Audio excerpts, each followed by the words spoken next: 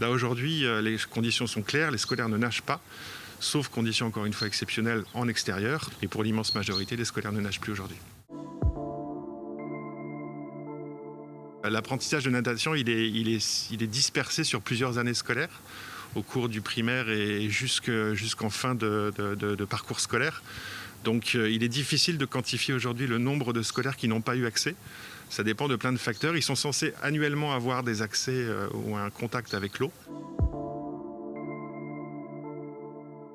On dit souvent dans notre milieu que ne pas savoir jouer au football, c'est pas très grave. Ne pas savoir nager et parfois suivre les camarades et les copains, ou même pire, parfois ça peut être très difficile, ça peut être forcément des conséquences dramatiques. Donc oui, il y a toujours cette intercertitude, il y a toujours cette difficulté, elle est inhérente à la pratique de la natation. Et c'est renforcé cette année par l'absence ou la limitation des bassins pour les scolaires. Le plus accessible, c'est celui évidemment de La Roche-sur-Yon en extérieur sur 50 mètres, qui accueille un certain nombre déjà de clubs mondains, mais aussi de public pour la natation de tout un chacun. Il y a 2 bassins sur la côte à Saint-Gilles-Croix-de-Vie et au Sable d'Olonne, qui sont réouverts récemment. Et un bassin à Pouzauges, un petit bassin en extérieur, mais qui sert aussi et qui permet aussi d'accueillir du public actuellement. Il y a des piscines extérieures qui sont en travaux, qui seront accessibles probablement au mois de mai, je pense à la Châtaigneraie. Donc ceux qui peuvent ouvrir ouvriront. Il y a aussi peut-être des infrastructures privées qui pourraient être sollicitées. On a en Vendée des centres aquatiques de grande qualité, qui sont très attractifs l'été, qui pourraient aussi peut-être mettre à disposition ou réfléchir à des partenariats ou des conventions avec certaines communes.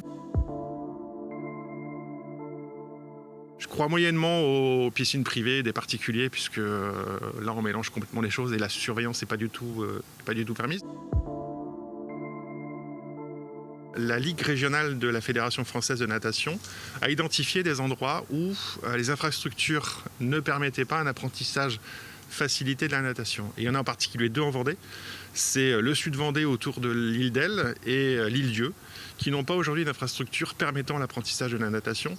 Et donc, en accord avec les pouvoirs publics locaux, vont être déployés dans les semaines qui viennent 2 bassins temporaires, des bassins mobiles, qui permettront, avec forcément du personnel adapté, l'apprentissage de la natation pour les scolaires. C'est pas un immense bassin, mais ça permet l'immersion, ça permet d'appréhender les gestes et les mouvements de la natation basique, qui permettent bien sûr dans des situations d'immersion de pouvoir parcourir quelques mètres et éviter la noyade.